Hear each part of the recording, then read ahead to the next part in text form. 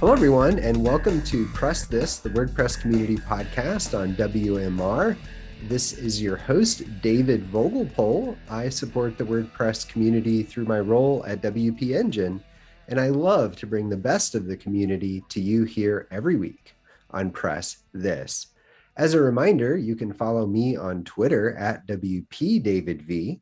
You can subscribe to PressThis on Red Circle, iTunes, Spotify, or download the latest episodes at WMR.fm.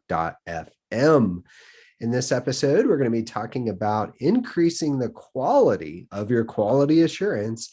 And joining us for that conversation from Illustrate Digital, I'd like to welcome Jonny Allbut to PressThis. Jonny, welcome. Thank you. Hi, everyone. So glad to have you here. And where are you joining us from today, Jonny? I am based in sunny Birmingham in the United Kingdom, but it's not that sunny, actually. I like it. I like it. Most of what I know from Birmingham comes from Peaky Blinders, but I do look forward to visiting one day.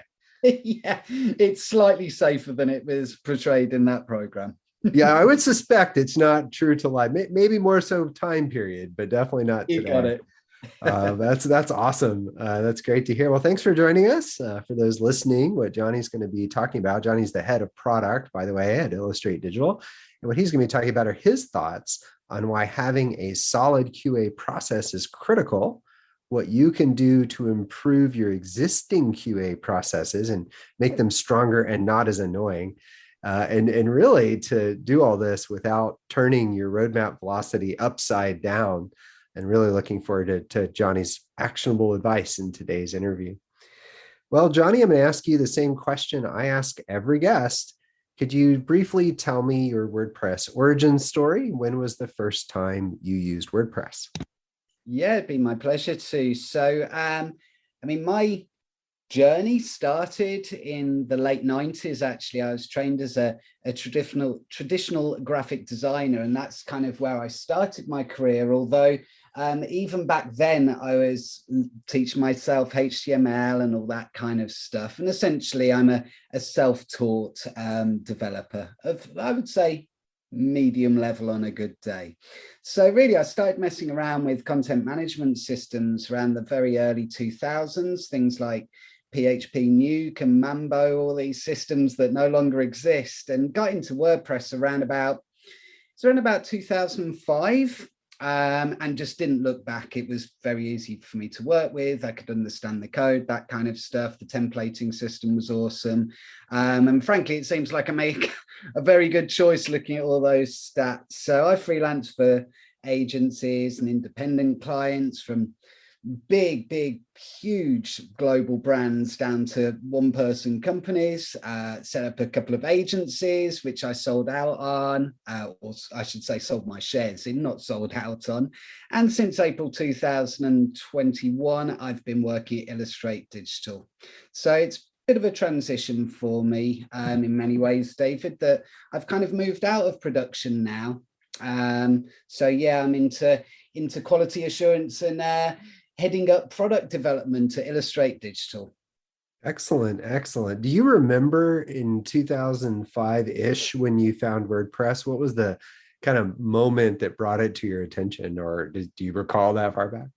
I do, actually. I have a couple of quite strong memories of, it was not long after I started developing on it that Pages got introduced. Before that, we just had posts. I think it was around about 1.4, 1.5, something like that, David.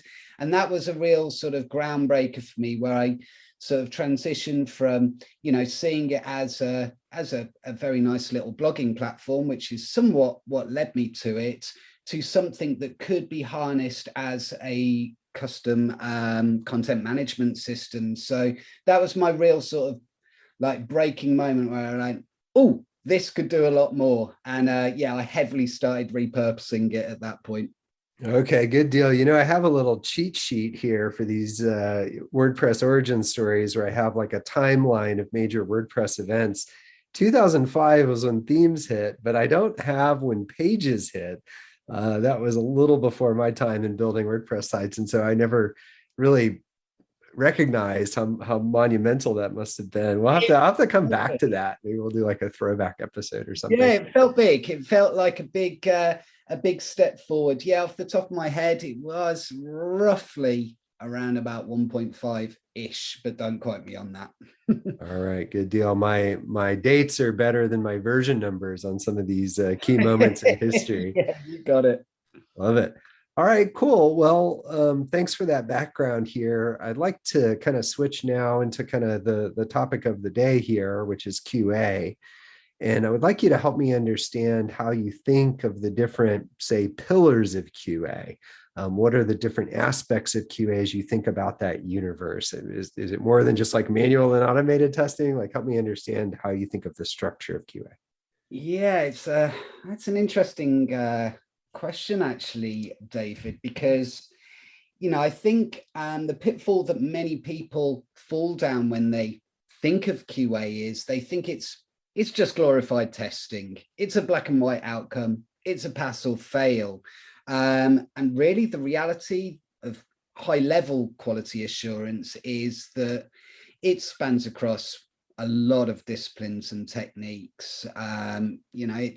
Frankly, it takes a hawk eye and, dare I say, a bit of an obsession with perfection to be an effective QAer. I think there's a lot of levels on the spectrum of QA. We can go from functional testing through to creative accessibility. There's a lot of different facets, but ultimately, I think there needs to be a clear division when a good production team thinks about QA.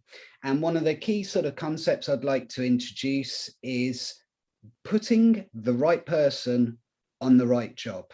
So as I mentioned, on a good day, I would consider myself an intermediate developer. I wasn't bad. I had my moments of brilliance and had my moments of hackiness. But, ultimately, when you think about QA, it's more than one person. It's more than one team, frankly. So to illustrate that, let me explain a little bit how Illustrate Digital approach QA, in that there's a very clear division between, should we call it, code quality and quality assurance. So code quality, as I said, I'm maybe not the best person to do like code reviews of front end and back end code. So actually, before it even enters the QA process, all code is peer reviewed by another developer and not by the person that created it. You can get a little bit blinkered and think, oh, it's kind of done, whereas a fresh set of eyes. So that goes for front end